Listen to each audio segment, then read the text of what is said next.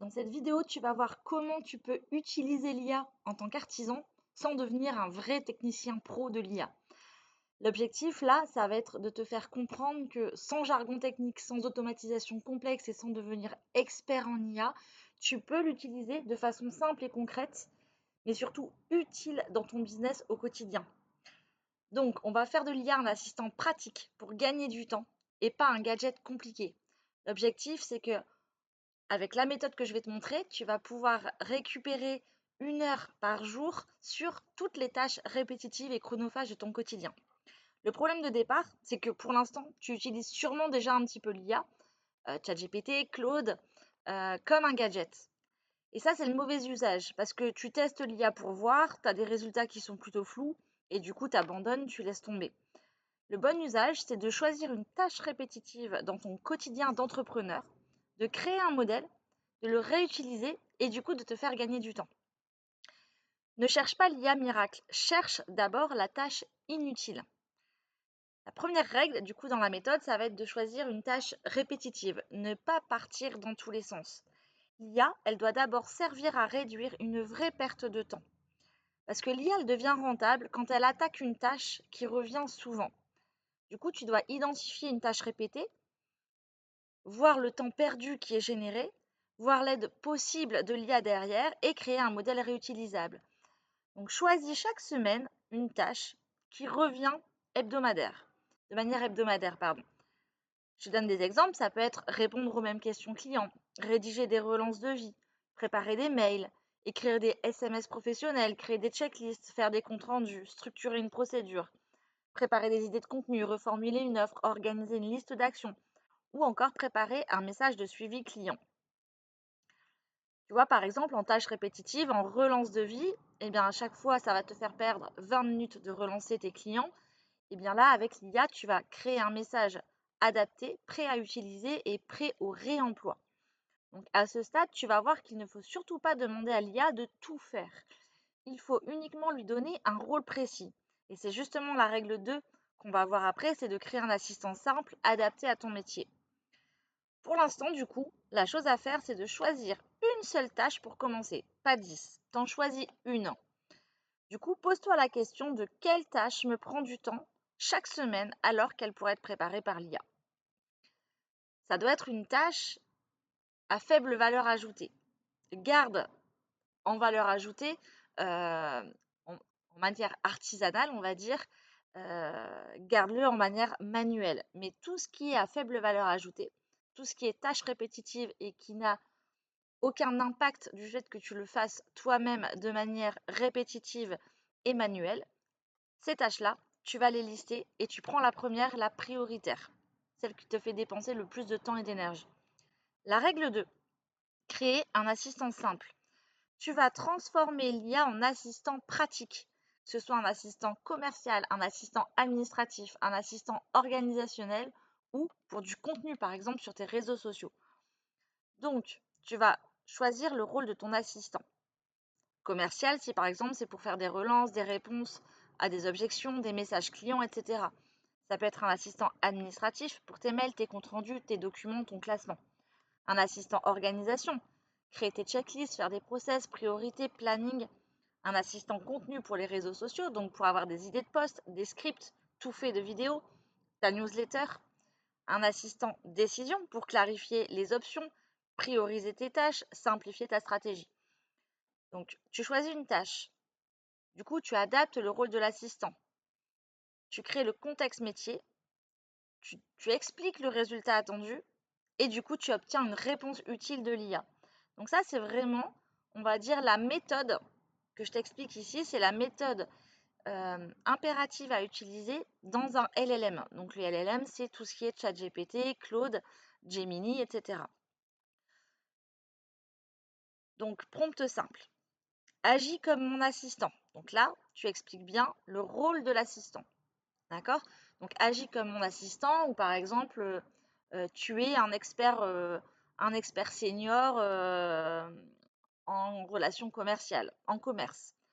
Ensuite, tu vas expliquer le contexte. Le contexte, c'est je suis artisan dans le BTP en plomberie et aide-moi. Donc là, tu vas expliquer la tâche que tu veux lui faire faire, hein, son objectif à lui en tant qu'assistant. Donc, aide-moi à créer un message template de relance pour les clients qui n'ont pas signé les devis. Et ensuite, tu vas expliquer les contraintes. Les contraintes, c'est le ton que l'assistant doit employer, le format, ça peut être le format, par exemple. Est-ce que tu veux un texte court, un texte long? Explique-lui que c'est pour répondre à un email, que c'est pour mettre dans un SMS. Et donc, en fonction, il va adapter le format de sa réponse pour que ça corresponde à ce dont tu as besoin. Parce que c'est pas pareil si tu veux mettre un article sur un blog ou répondre à un message. Et ensuite, surtout, termine toujours ton prompt sur ton LLM par pose-moi des questions s'il te manque des infos. Ça évite à l'assistant, à l'IA, d'utiliser uniquement les informations qu'il a à sa disposition sans prendre le temps d'analyser s'il ne lui manque pas des éléments. Donc le fait de lui rajouter cette question-là, tu vas lui donner l'information qu'il doit analyser en amont, voir s'il lui manque une info pour construire exactement ce que tu lui as demandé. Maintenant que tu as ton assistant et à ta tâche, il y a une erreur que beaucoup font, c'est qu'ils testent l'IA sur un exemple imaginaire. Pour qu'elle devienne utile, il faut que tu la testes sur une vraie situation de ton quotidien. Et ça va être la règle 3 qu'on va voir juste après. Donc ton assistant, il faut que tu te rappelles qu'il doit toujours connaître ton métier, ta cible, la tâche à faire, le ton attendu et le format de réponse. Ça, c'est vraiment les éléments indispensables du prompt qui doivent être retrouvés dans chacune de tes instructions à ton assistant IA. Un exemple visuel, la tâche, ça va être relancer un devis. L'assistant, du coup, ça va être un assistant commercial. Le contexte, c'est par exemple que tu es artisan solo. Le résultat attendu, ça va être en format message, court, pro, non agressif. Et la sortie, eh bien, tu vas lui demander 3 versions de relance. Tu peux lui demander de te fournir plusieurs versions de ton template que tu souhaites obtenir. La règle 3, du coup, on y passe tout de suite, c'est de tester l'IA sur un vrai cas client. Obtenir un résultat directement exploitable et pas une réponse théorique.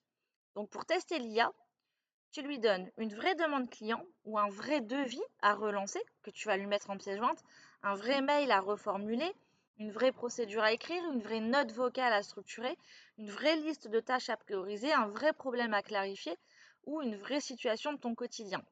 Donc tu lui fournis la situation réelle, tu lui donnes le contexte clair avec le prompt qu'on a vu juste au-dessus. L'IA, du coup, va te fournir une réponse précise et à toi après de faire l'adaptation humaine et surtout derrière la duplication pour le reste des tâches répétitives qui concernent le même sujet. Donc par exemple, contexte donné à l'IA, un client a reçu mon devis il y a 7 jours pour une prestation de rénovation.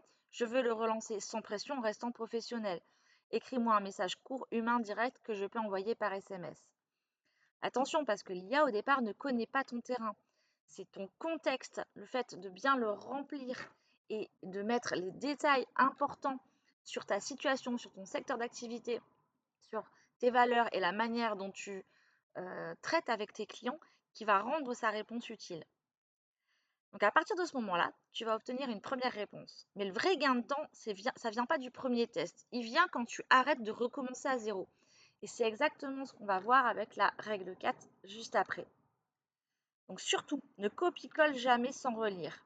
La règle simple, c'est de vérifier le ton attribué au message, de simplifier si besoin, d'ajouter ton style, ta patte, de garder ce qui est utile et de supprimer surtout ce qui peut sonner trop robot.